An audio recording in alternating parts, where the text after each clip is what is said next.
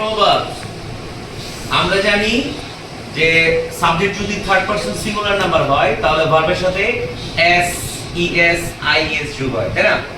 তো প্রশ্ন হচ্ছে কখন এস হবে, কখন ইএস হবে, কখন আইএস হবে। সো আমরা এইটা জানার জন্য তোমাকে কি ভার্বের ফর্মগুলো জানতে হবে। যদি কোনো একটা ভার্ব এসই, এসএইচ, সিএইচ, এক্সওজেড অথবা ডাবল এস এগুলো দিয়ে শেষ হয় তাহলে ওই ভার্বের সাথে ইএস যোগ করলে সিঙ্গুলার হয়ে যাবে। কিন্তু ভার্বটা যদি ওয়াই দিয়ে শেষ হয়, ওয়াই এর পূর্বে যদি ভাওয়েল থাকে তখন ওই ভার্বের সাথে এস যোগ করলে সিঙ্গুলার হয়। যেমন প্লে, প্লেস। কিন্তু ওয়াই এর পূর্বে যদি ভাওয়েল না থাকে তাহলে ওয়াই উঠে গিয়ে আই ই এস যোগ করতে হয়, তাই না? আর বাকি সকল ক্ষেত্রে এস যোগ করলে প্লুরাল হয়। ওকে, এটা হচ্ছে এক নাম্বার জানতে হবে যেটা। হ্যাঁ, তারপরে আমরা জানি প্রেজেন্ট ইনডিফিনিট টেন্স কি সাবজেক্ট প্লাস ভার্ব ওয়ান এর সাথে S ES IS plus object, right না? সাবজেক্ট সিঙ্গুলার হলে এস ইএস আইএস যোগ হয়, আদারওয়াইজ তো তোমার যে ভার্বের প্রেজেন্ট ফর্ম থাকে সেটাই হয়। এখন প্রেজেন্ট ইনডিফিনিট টেন্স কখন হয়? প্রেজেন্ট ইনডিফিনিট টেন্স হয় চিরন্তন সত্য বোঝালে, অভ্যাসগত কোনো কাজ বোঝালে, তারপরে আবার আমরা বৈজ্ঞানিক সত্যগুলো যেগুলো আছে সেগুলো বোঝালে, এবং কোনো কাজ এখন তুমি করতেছো ওইটা বোঝালে, ঠিক আছে, যা বর্তমানে চলছে, রাইট? সো এরকম ফর্মগুলোতে প্রেজেন্ট ইনডিফিনিট টেন্স গুলো ব্যবহৃত হয়।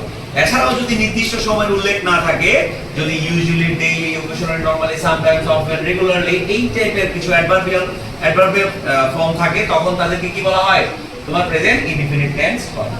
এখন যে একটা সেন্টেন্সকে নেগেটিভ করতে হলে ইউজুয়ালি আছে, ডেইলি আছে, বা বাক্যটা নেগেটিভ করতে হবে তখন টেন্স পারসন নাম্বার অনুযায়ী ডু নট অথবা ডাজ নট আনতে হয়। যদি সাবজেক্ট সিঙ্গুলার হয় তাহলে ডাজ নট হবে, আর যদি সাবজেক্ট প্লুরাল হয় তাহলে ডু নট হবে, রাইট না?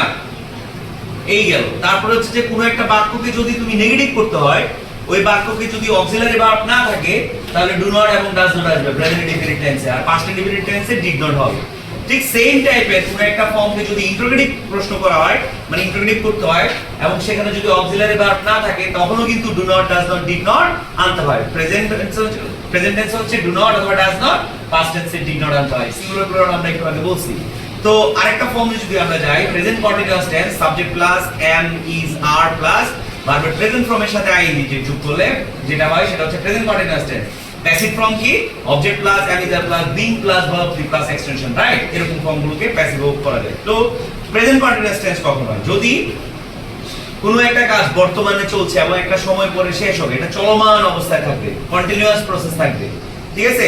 অথবা বাক্যে যদি নাও, right now, at present, at this moment, gradually, day by day, year after year, month after month এরকম কিছু তোমার অ্যাডভার্বের উল্লেখ থাকে তখন কিন্তু প্রেজেন্ট কন্টিনিউয়াস টেন্স হয়।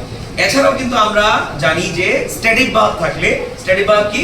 যেই ভার্বগুলো কন্টিনিউয়াস টেন্সে কনভার্ট করা যায় না তাদেরকে স্ট্যাটিক ভার্ব বলে।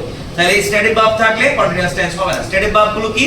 No, believe, understand, appear, seem, love, like, hate, see, smell, taste, hear, sound, own, need, have, want, wish এই ভার্বগুলোকে কন্টিনিউয়াস টেন্স করা যায় না কিছু বিশেষ নিয়মে ছাড়া। ওগুলো আমরা আলাদা ক্লাসে আমরা বলবো, ঠিক আছে? তাহলে প্রেজেন্ট কন্টিনিউয়াস টেন্সও ক্লিয়ার হয়ে গেল। এবার আসো present perfect tense. Subject plus have has এর পরে ভার্ব 3 ভার্বের পাস্ট পার্টিসিপল ফর্ম যেটা সেটা বসালে হচ্ছে present perfect tense. Present perfect টেন্সের প্যাসিভ ফর্ম কি? অবজেক্ট ফার্স্টে বসবে, হ্যাভ হ্যাজ হবে, তারপরে বিং বসবে, তারপরে ভার্ব 3 হবে, ঠিক আছে না? সো এখন হ্যাভ বসে আমরা জানি যে হ্যাভ বসে প্লুরাল বেলায় আর হ্যাজ বসে সিঙ্গুলার বেলায়, কিন্তু আই কিন্তু ডিফারেন্ট, আই এর সাথে হ্যাভ হয়, ঠিক আছে? সো এই প্রেজেন্ট পারফেক্ট টেন্স হয়। এই প্রেজেন্ট পারফেক্ট টেন্সটা কখন আইডেন্টিফাই করা যায় বা কিভাবে তুমি চিনবা প্রেজেন্ট পারফেক্ট টেন্স? কোন একটা কাজ অতীতে শুরু হয়েছে কিন্তু তার ফলাফল বর্তমান, কোন একটা কাজ অতীতে একবার হয়েছে সেটা আবার হতে পারে, কোন একটা কাজ অতীতে একাধিকবার হয়েছে সেক্ষেত্রে twice, thrice, many years, thousand of years এগুলো উল্লেখ থাকে, রাইট? যেমন dreams have been fascinated philosopher for thousand of years, dream have been fascinated philosopher for thousands of years. এই যে থাউজেন্ড অফ ইয়ার্স আছে প্রেজেন্ট পারফেক্ট টেন্স, ড্রিম যেহেতু objective form সুতরাং present perfect এর প্যাসিভ ফর্ম হয়েছে, ঠিক আছে? So এই সব এইগুলো ছাড়াও যদি তুমি নির্দিষ্ট সময়ের উল্লেখ না থাকে তখন যদি জাস্ট না, already, it, ever, lately, recently, never, ever, so far, after the mark, after the now, after the standard থাকে, এই সকল ফ্রেজগুলো থাকে অথবা ওয়ার্ডগুলো থাকে তখনও কিন্তু প্রেজেন্ট পারফেক্ট টেন্স হয়ে থাকে। তাহলে প্রেজেন্ট পারফেক্ট কন্টিনিউয়াস টেন্সে আমি যাই। তাহলে প্রেজেন্ট পারফেক্ট কন্টিনিউয়াস টেন্স হচ্ছে সিন্স এবং ফরের বিশেষ একটা ব্যবহার, ঠিক আছে। সিন্স হচ্ছে তোমার বিগিনিং অফ টাইম, যেটা সময়ের শুরুটা উল্লেখ থাকবে, আর ফর হচ্ছে স্পেসিফিক অফ টাইম, যেটা নির্দিষ্ট সময়ের উল্লেখ থাকবে। 5 বছর ধরে তুমি পড়াশোনা করতেছো, 5 বছর, 5 years, it's an specific of time. আর 2005 সাল থেকে পড়তেছো, এটা হচ্ছে যে কি তোমার বিগিনিং অফ টাইম। এখানে সিন্স এবং ফর এর ব্যবহার আছে। সিন্স এবং ফর থাকলে সাধারণত এরপর যদি টাইম থাকে তখন প্রেজেন্ট পারফেক্ট কন্টিনিউয়াস টেন্স ব্যবহার করা যায়। যেমন it has been raining since morning, right? So যেমন তোমরা এখানে অনেকে বসে আছো, এখানে তোমরা অলমোস্ট 1.5 ঘন্টা 1 ঘন্টার মতো হবে হয়তোবা বসে আছো, তাহলে এখানে for 1 hours you have been sitting, right? You have been sitting there কতক্ষণ বলো? for 1 hours. এটা হচ্ছে প্রেজেন্ট পারফেক্ট টেন্স। এরপর হচ্ছে যে past indefinite tense, subject plus verb two plus object. অবজেক্টকে যদি ফার্স্ট নিয়ে আসো, object plus was were, was singular, were plural, plus ভার্বের past participle form plus extension দিয়ে আমরা যেভাবে বাই দিয়ে করি সেটা হচ্ছে পাস্ট ফর্ম। সো এখন পাস্ট টেন্সটা কখন হবে? Ago, long ago, last night, last year, that means which has been past, অতীতকালের কোনো কাজ, সেটা হচ্ছে কি পাস্ট ইনডিফিনিট টেন্স, তাই না? সো এই ফর্ম এতটুকু পর্যন্ত জানলে তোমার মোটামুটি হয়ে যাবে। আর প্রেজেন্ট পারফেক্ট মানে পাস্ট পারফেক্টের যে ফর্মগুলো তখন বিফোর আফটারে ইউজ করতে পারবা, ওইগুলো আলাদা আলাদা আলাদা আলাদা করে ফাইনাইট এবং নন ফাইনাইটের মানে মিল বিন্যাসে করতে হবে। তাহলে একটা স্টুডেন্ট যদি সাধারণত এই 5টা টেন্স জানে, আর যদি এটা জানে যে ভবিষ্যতে কোনো কাজ করতে হবে অথবা কোনো কাজ নিকটবর্তী ভবিষ্যতে করতে হবে, সেই ক্ষেত্রে ফিউচার টেন্স হয় subject plus shall will plus verb one, ঠিক আছে? ওটা ফিউচার টেন্স হয়। এই 6টা টেন্স জানলে মোটামুটি টেন্সের বাকি ফরম্যাটগুলো ক্লিয়ার হয়ে যাবে। আর বাকি যেই জিনিসগুলো জানতে হবে সেগুলো হচ্ছে স্পেসিফিক ইউজ অফ কনজাংশনের রুলস এবং নন ফাইনাইটের রুলস। নন ফাইনাইট গুলো কোনগুলো? যেগুলো টেন্স পারসন নাম্বার অনুযায়ী পরিবর্তন হয় না। সো আমি যদি বলি যে নন ফাইনাইট কিভাবে বুঝবো, প্রথম একটা ভার্ব যেটা টেন্সে দেওয়া আছে, যেমন হি ডিসাইডেড দেওয়া আছে, তাহলে এরপরের ফর্মটা কি হবে? এরপরের ফর্মটা হবে 2 প্লাস ভার্ব 1। তুমি কেমনে বুঝবা? তোমাকে কতগুলো ওয়ার্ড মুখস্থ করতে হবে। নন ফাইনাইট ভার্বের যে বেসিকটা মুখস্থ করতে হয় সেটা হচ্ছে যে তুমি যদি এভাবে শুরু করো যে agree, attempt, claim, decide, demand, desire, expect, fail, forget, hesitate, hope, pretend, learn, need, offer, plan, prepare, pretend, refuse, seem, strive, and want, wish, এদের পরে কি হয়?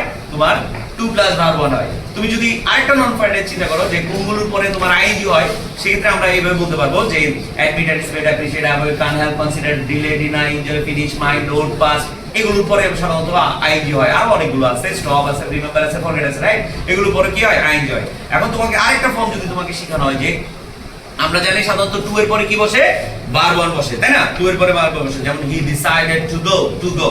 কিন্তু কিছু কিছু ফ্রেজাল ওয়ার্ড আছে যাদের 2 এর পরে আইএনজি হয়, যেমন with, immediately, for, get to, bar to, confuse to, addition to, attach to, link to, object to, objection to, ঠিক আছে? স্টিক টু, অ্যাডহেয়ার টু, এগুলোর পরে সাধারণত কি হয়? আইএনজি হয়। এই যে নন ফাইনাইটের যে বেসিক জিনিসগুলো এগুলো তোমাকে শিখতে হবে। তারপর তোমাকে যদি আরেকটু অ্যাডভান্স পড়াই সেটা হচ্ছে যে hear, notice, see, smell, watch, এগুলো অবজেক্টের পরে তোমার কি হয়? ভার্ব প্লাস আইএনজি হয়। তারপর যদি তুমি আরেকটু দেখো যে ফাউন্ড, নোটিস, সিম, এদের পরে প্যাসিভের পরে ভার্ব প্লাস আইএনজি হয়।